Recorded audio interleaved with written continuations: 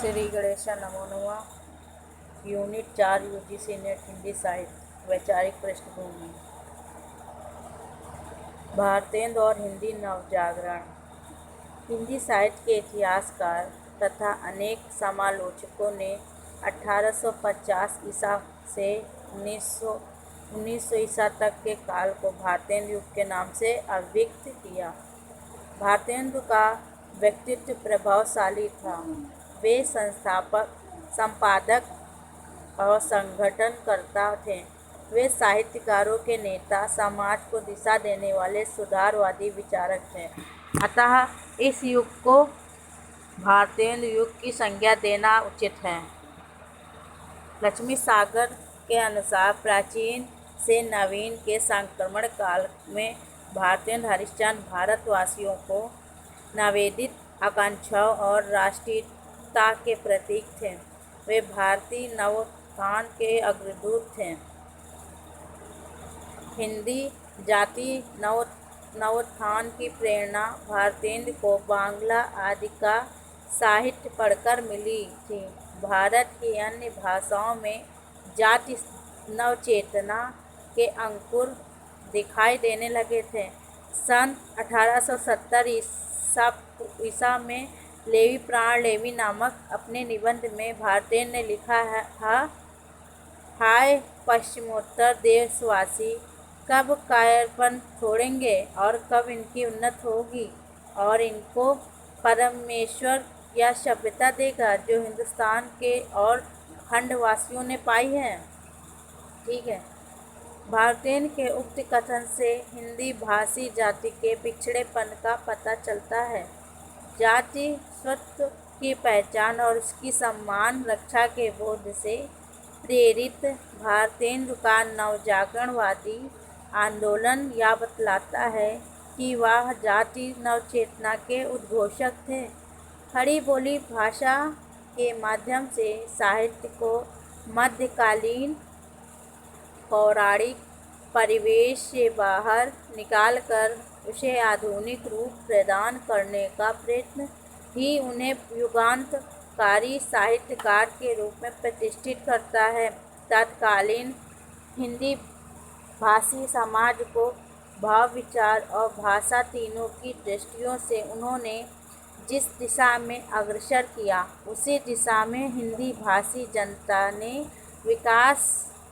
विकास की अनेक मंजिलें पार की। यही कारण है कि भारतेंदु के व्यक्तित्व की छाप उनके मनोभाव और विचार जगत का प्रतिबिंब तत्कालीन अनेक कवियों और लेखकों की रचनाओं में बराबर देखने को मिलता है।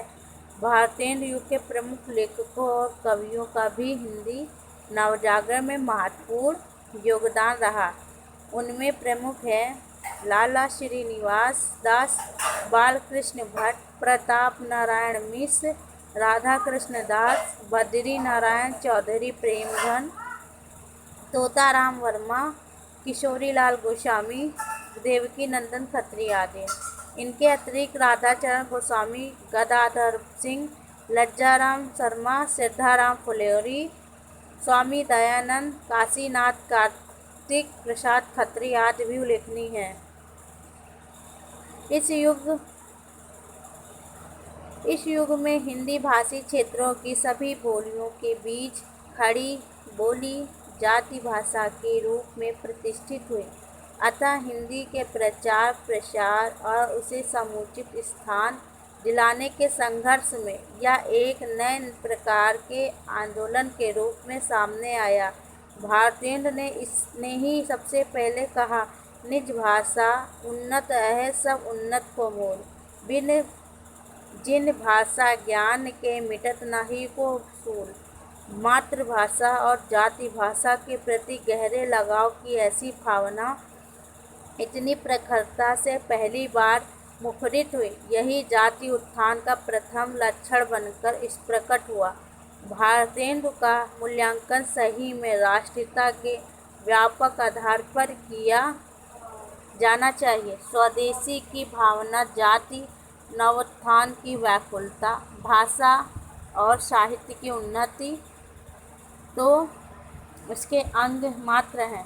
भारतेंद्र ने 23 मार्च 1854 ईस्वी को कवि वचन सुधा में स्वदेशी वस्तुओं के उपयोग को लेकर एक प्रतिज्ञा पत्र भी प्रकाशित कराया।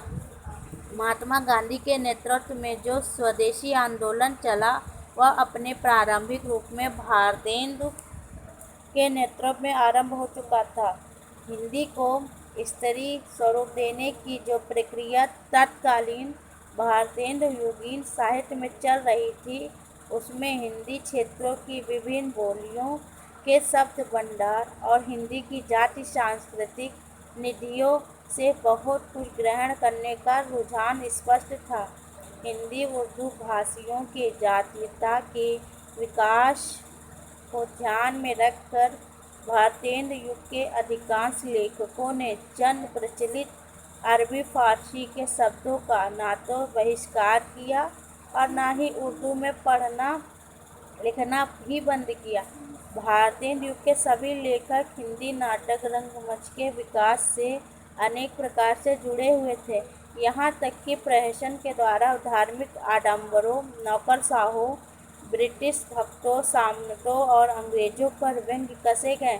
जनता को राजनीतिक और सामाजिक दृष्टि से शिक्षित कराने के लिए नाटक को एक जीवंत साहित्यिक विधा बनाने का भरपूर प्रचलन हुआ। भारतेंदु भारतेंदु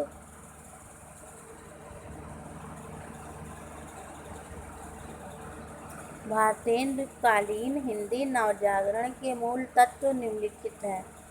पहला है सामंतवाद साम्राज्य विरोधी दृष्टि। दूसरा है जन संस्कृति से लगाव। तीसरा है प्रेम, भक्ति और उदारतावाद। चौथा है स्वदेश प्रेम और स्वदेशी आंदोलन। पांचवा अध्यात्म और रहस्यवाद का विरोध। छठा है शिल्प व उद्योग धंधों के विकास से देश की प्रगति का स्वप्न। सातवां साहित्य को सामाजिक परिवर्तन का अश्व समझकर जनजीवन के सानिध्य में साहित्य रचना करना आदि। उपयुक्त विवेचन से स्पष्ट है कि भारतेंदुकालीन नवजागरण हिंदू पुनरुत्थानवाद का विरोध करता है तथा सामंतों और उनकी संस्कृति के भरोसे औपनिवेशिक शासन से मुक्ति की आशा छोड़ने की सीख देता है। वह जन संस्कृति के जीवन उपादानों से नई जाति संस्कृति को सुसज्जित करने की प्रेरणा देता है। अब महावीर प्रसाद द्विवेदी और हिंदी नवजागरण बाद में देखते हैं।